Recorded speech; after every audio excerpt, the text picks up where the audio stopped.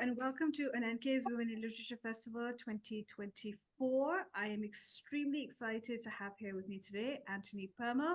Anthony is a Dubai-based Pakistani Christian who spent the first 17 years of his life growing up in Karachi and Saudi Arabia in the glow of his father, John Permal's racing legacy. Influenced by his Tamil Christian ancestry as well as the richness of Pakistan and Sindh's unique cultures, he likes storytelling, which allowed him to segue this into his career as a creative marketer, which he's been doing since 1997 in Dubai. Hot Cross Buns is his second nonfiction book, the first being a guide he wrote for young Catholics going to Portugal for the biannual World Youth Day pilgrimage. Anthony, welcome and thank you for being here today. Thank you, Mehr. It's lovely to be here. Thank you for inviting me. Many congratulations on Hot Cross Buns, your memoir. Yes, it's been a long time coming. 7 years of, blood, sweat, and tears. I mean, I'm exaggerating, obviously, but a lot of memories to wade through. You always have to select what you want to talk about, but it's been quite a journey. No, I think it's a fantastic achievement. And the thing with memoirs is people, when they write them, they're either trying to capture a moment in history or they're trying to explain something about themselves, or they feel that people in general don't have an understanding of where they're coming from, particularly their lived experience on the planet. Um, why did you write this memoir? What was your reason for it? A few years ago, my dad passed away, and I remember when before he passed away, I had flown down to Karachi to be with him in the hospital, and I would spend the nights in the hospital with him while my brother or my sister would spend the daytime. And I recall one evening or one night, it was around 2 a.m., and he had just woken up. As patients in the hospital usually do, they wake up in the middle of the night and they can't sleep. And given his age and in the situation he was in, he had started, how they go back to living in the past. And dad started narrating some of his old stories. Now, I had heard those stories countless times over the course of my life with him. But for him, it was a fresh retelling in his mind. And I gave him that. I enthusiastically listened to it and I enjoyed it. I loved his stories.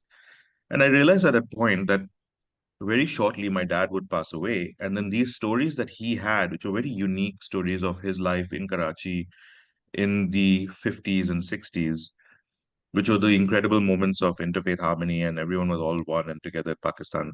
But once he passed away, those stories would go and they would only live in my memory until I passed away. And then those stories would be gone forever unless I retell them. That also made me then realize that I myself have some incredible stories of growing up as a Catholic boy in Karachi in the 80s and the 90s, especially during Zia's era, Benazir's era, Nawaz Sharif's era. And those stories aren't known by anybody except maybe my family, and even they've forgotten them because it's been what, 40 years, 35 years since those stories. And I figured I really should share these stories and at least pen them down, mainly because some of those stories that I have, some of those memories are so unique and so incredible about how Christians in Pakistan live that nobody would believe them. As some of the marketing of the book mentions, there's a story about Pakistan's biggest Christmas star, which 40 Christian, Hindu, and Muslim families came together to do together in 88. Who outside Pakistan would believe that? Who inside Pakistan would believe Yeah. that, to be honest? Forget the outside world. Mm. And so I really took it upon myself to make sure these stories are told in the form of a memoir Yeah, and that they are preserved for the absolutely. legacy of the country. No, absolutely. Now, you've just said something very interesting. Who outside of Pakistan would believe it, and or rather, who inside of Pakistan would believe it? Who was your target audience when you were writing this? I know that you and I, when we've spoken extensively about your book, you've always said that this is my story. These are my memories. Now, when you were writing this, who were you thinking would read this and walk away with some food for thought? Was it an audience outside of Pakistan, or were you thinking of Pakistanis in Pakistan? Primarily, Pakistanis inside Pakistan, because I felt like when I would sometimes mention some of these stories or my memories to people when I'm sitting with my friends or even with my extended family, they would look at me in awe and their jaw would drop at some of the stories. Like, no way, really? In Pakistan, really? Mm. And I'm like, you guys are from Pakistan. You've lived here. How do you not know these things? Yeah. And the shock and the awe wasn't a negative one. They were pleasantly surprised Yeah. that this happened in their country. And I felt there are so many millions of Pakistanis who probably want that same pleasant surprise that, their country is not all doom and gloom. Pakistan is not all what we hear about and we crib and cry about. There are so many wonderful things we have among ourselves in the country that we should be celebrating and remembering. And Yeah. so my primary audience is the general Pakistani, Mm-hmm. not just Christian Pakistanis, because obviously it's their stories, Yeah. but it's also everyone else who needs to know that their own place in society and how it relates to us. And then I would say then after that, the secondary audience is people who are interested in knowing more about the country. And there's a lot of them. The tourism is increased. People love our country. People love talking about it. All the vloggers and bloggers are talking about how it's a great place to visit. But that's just the geography. I Yeah. want people to know about the people. Yes. That's right. Um, Tony, when people come from a minority or when they tell their stories, there's often a need to sort of explain how they survived or how they made it, to sort of explain that I'm here today because I went through this and I did this and I experienced this. And some are good, some are bad, some are heartbreaking.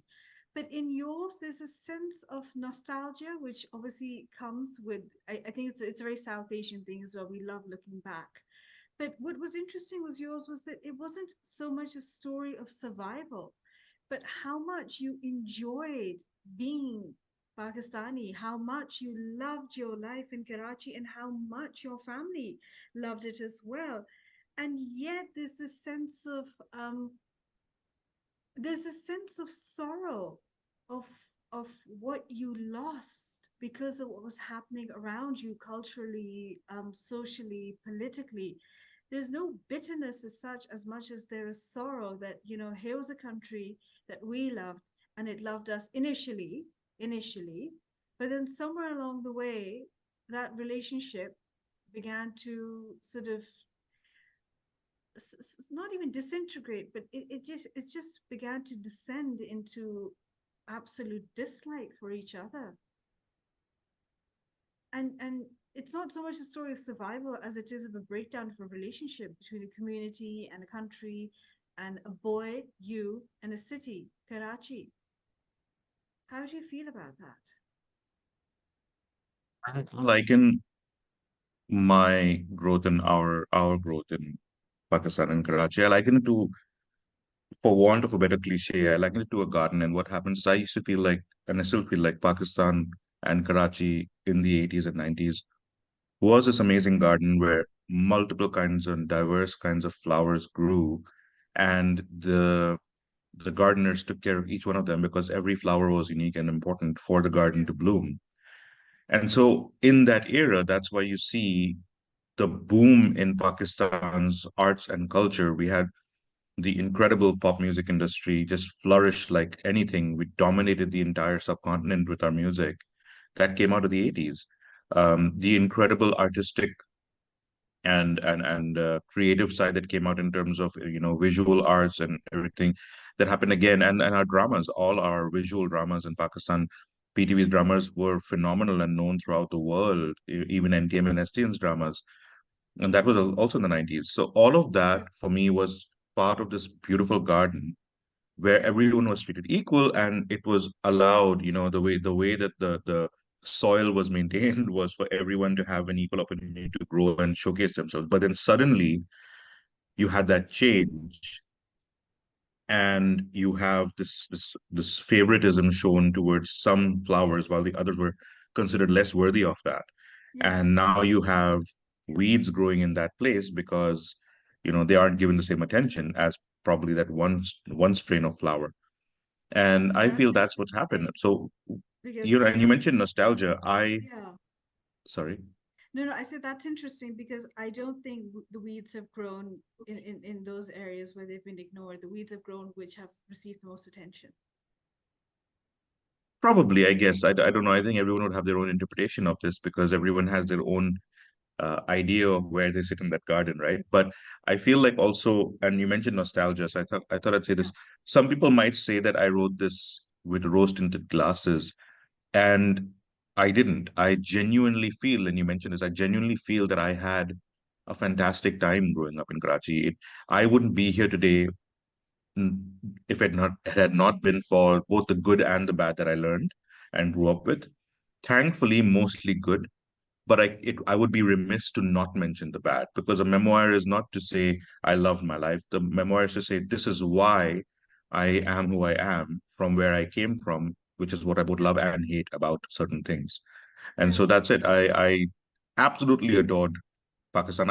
And as people who would read my book will see, there was a lot of patriotism. There's a lot of, I still have an affinity towards my culture, preferably before other cultures. While I may enjoy Western music and arts, I am partial towards Pakistani music and arts. All my gatherings with friends usually have Pakistani music playing in the background while we discuss Sadiqin and others. And that's the important thing that I think Yeah. people should take away, that this is an authentic memory. It's not something to sell to the white male gaze, for Yeah. example. No, absolutely. Now, what I find fascinating is this, even now when you were speaking, what was striking me was how much of your world is made up of different elements. So you've got Western culture, you've got your Christian religious identity, you've got your Pakistani nationalism, and yet somewhere along the way in the book, you pick up on something that so many of us have experienced, but it's only now that as adults with careers and families and children and mapping out futures, that we've begun to realize how much of a role the Middle East played in our existence. And in your case, and it's interesting, you and I, we come from different worlds altogether, but the one point of convergence that we have is how much of a role Saudi Arabia in particular played in your life, in my life, and how our connection was. You talk about, without giving too much away, you talk about establishing a connection with your father over the phone. I was in Pakistan. We've been shipped out of Pakistan during the first Gulf War, and I still have letters that my father and I wrote to each other. How do you feel about that realization that the Middle East had such a massive role to play in our lives, economically, culturally, and of course, maintaining relations, long distance relations with our respective parents, fathers in this case?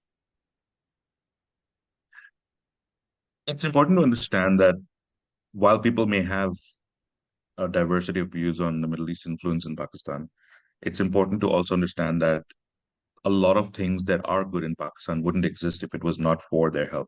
Whether that help is with strings attached or not doesn't matter. The point is there was still help, and Yeah, we needed it, right?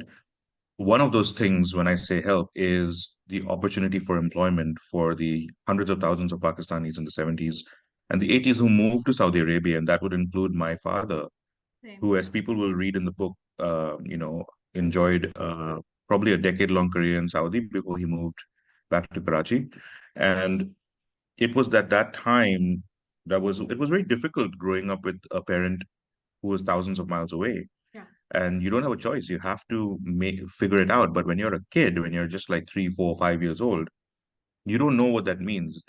The miles don't make sense because you don't have a sense of distance beyond your apartment to the grocery store, for example, and you don't have an understanding of what going overseas actually means. yeah, And because you don't have that understanding, you don't have the knowledge of the pain and suffering that that parent feels because they miss you and they cannot come to you because they are there trying to make sure that you are able to go to school and that there is food on the table. And this is the yeah, case for millions of Pakistanis who moved to Saudi Arabia, who till today are, some of them are still there yeah, only yeah, because they're yeah, making sure their kids go to university, go to school, yeah, and have 3 meals a day.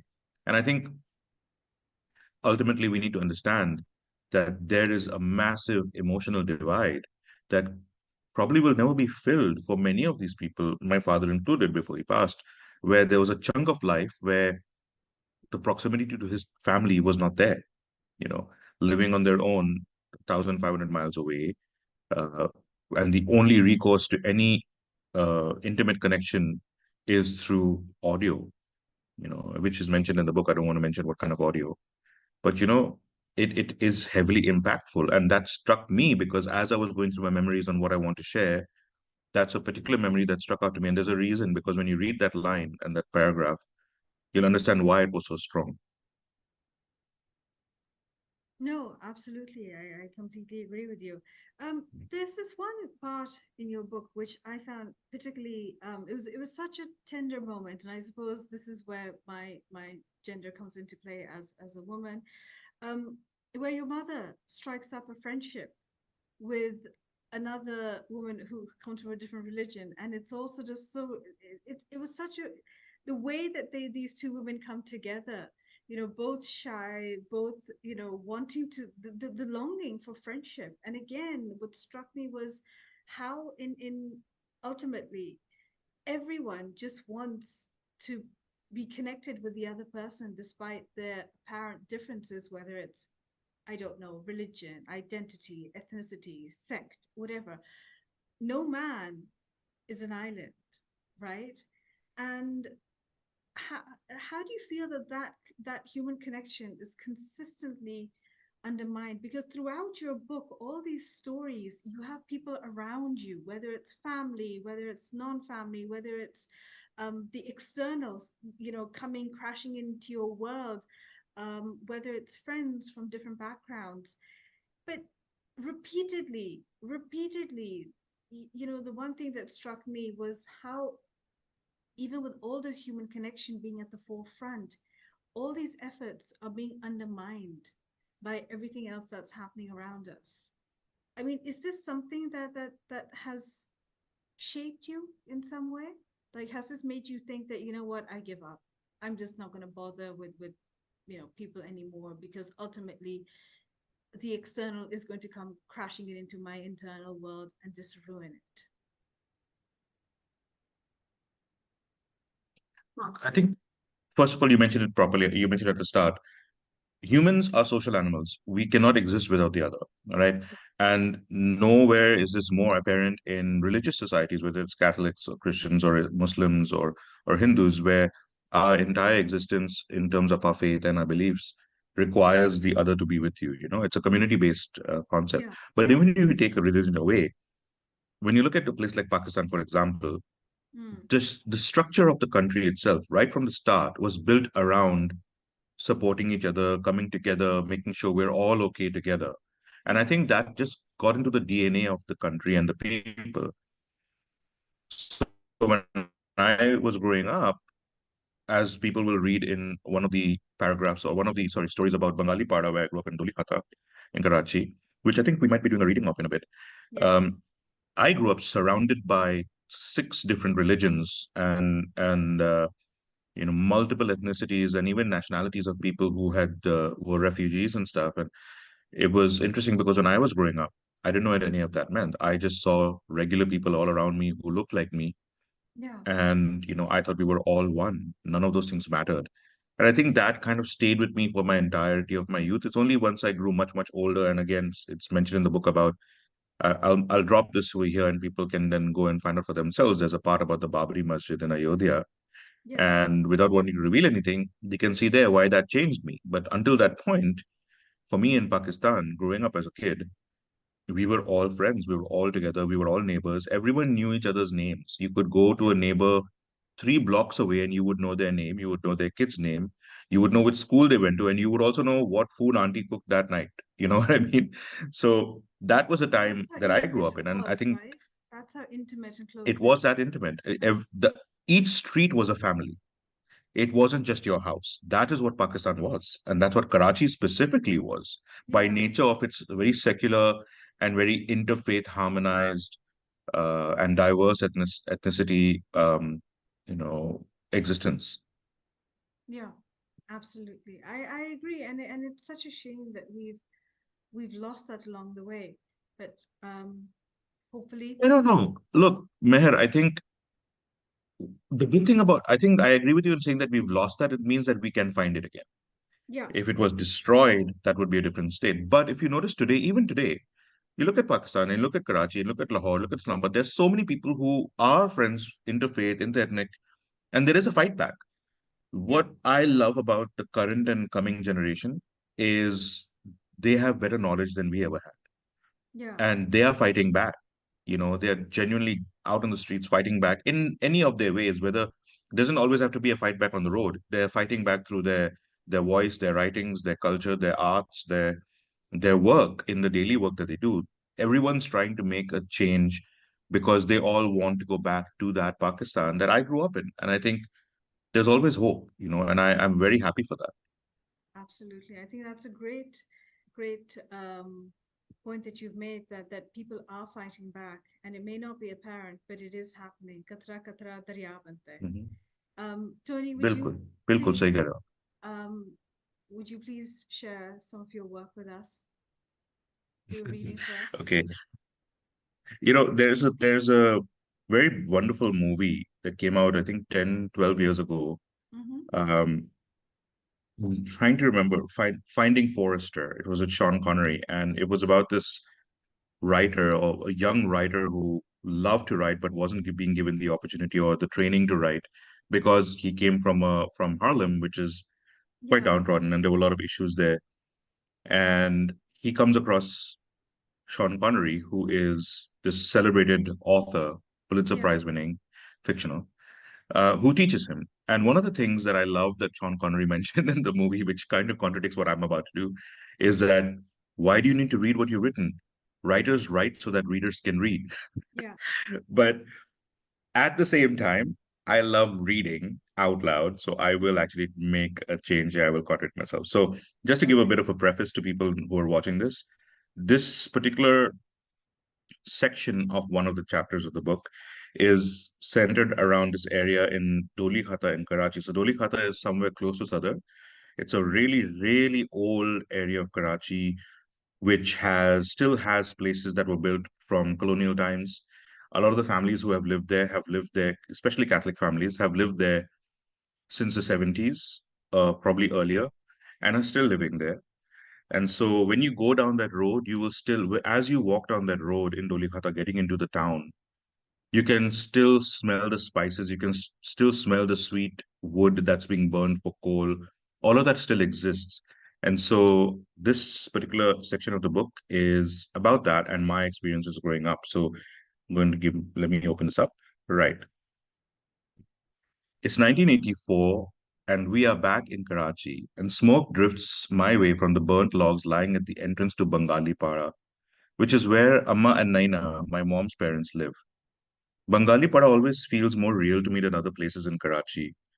Somehow, no one pretends to be someone else here. The Para is a huge enclosed compound with one room homes all along the walls, with one story above the ground for more homes. Amma and Naina have a home on the ground floor with a room on the inside, an open kitchen area on the outside, and then a fence like wall my head just barely reaches. There's no door, everyone just relies on a curtain for privacy. The bathrooms are outdoors too, with wooden or concrete walls around them and an open window on the roof for smells to dissipate. Everything disappears after we're done, and I never hear a flush. Amma is a magician, I always think. Everything smells like chili powder, coriander, and coconut, even in the bathroom. We're supposed to stay in Amma and Naina's home for a bit while mom and dad sort out a new home. Father Robbie is helping them, and dad really likes Father Robbie. He's a priest who baptized me when I was born and also got my mom and dad married at Metropol's Tavern Hotel. Dad saved up for a few years for our home, mom says. Now we can buy our own place and you can get your own rooms, she says. I can't believe my ears at this. So far, the only time I've seen kids have their own rooms is on American TV shows. My sister says, I'm going to be like Punky Brewster. I think a lot of the kids who watched the 80s cartoons and shows at home will remember this part actually.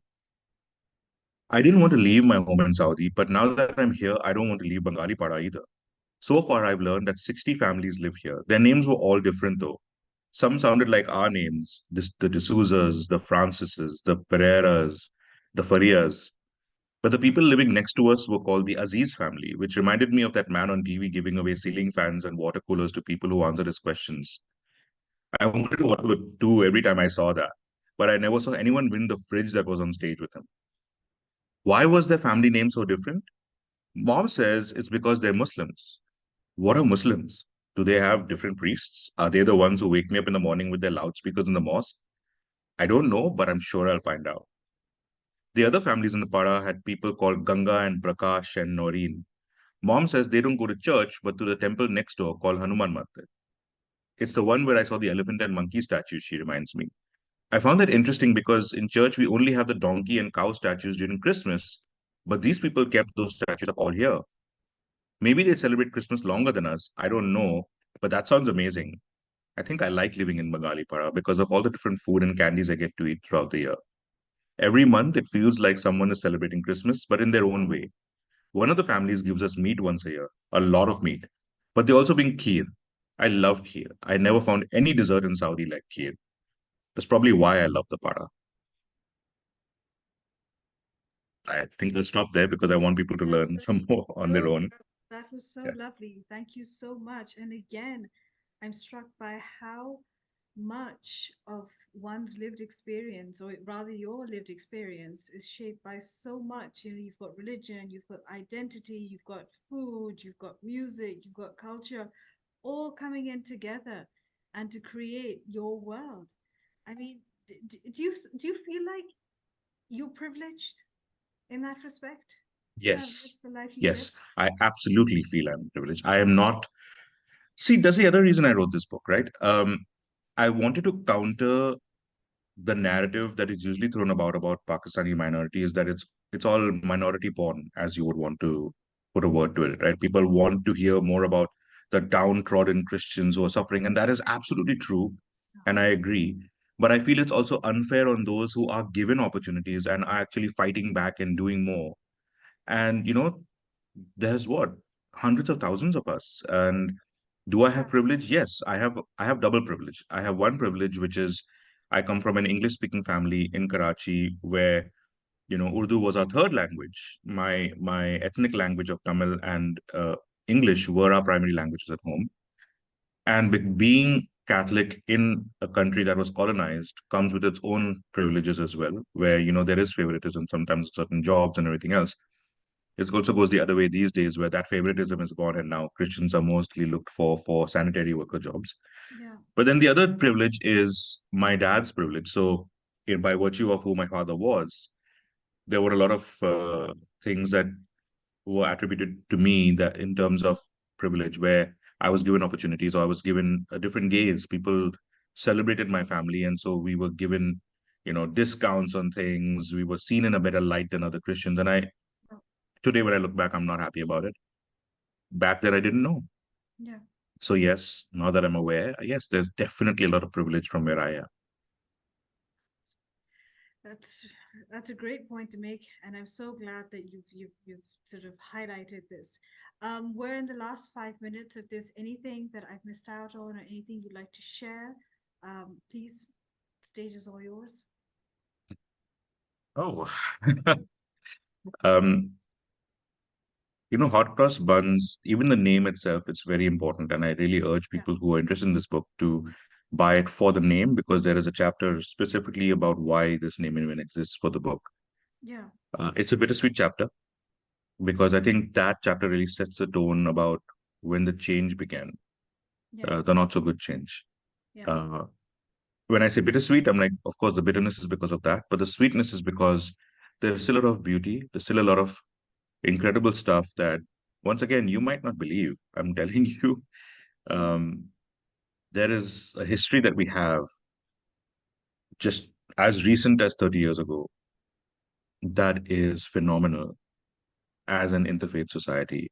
And there is a reason that even today, despite all its shortcomings, millions of minorities still say Pakistan Zindabad, still say Pakistan Paindabad, yeah, because for all its faults, hai to apna na. So yeah, I think it's important to read this book. When when you do read the book, you will take away a sense of anger and rage at what was and what could have been and what isn't anymore. yeah, But I don't want you to take away that. I want you to take away the fact that yes, have the anger and use it to make things better again. That is the point. I want this book, this memoir, to serve as a catalyst because you can't go back to something you didn't know, no, right? You can't. revive a memory into real life if you didn't have that memory in the first place. So I think that's what I want to share, that hot cross buns, you could say it's also a guidebook, Yeah. a guide Yeah. to Right. a guide or a pathway back to what was beautiful, the garden with all the flowers living beautifully and the beautiful aroma, everyone being treated equally.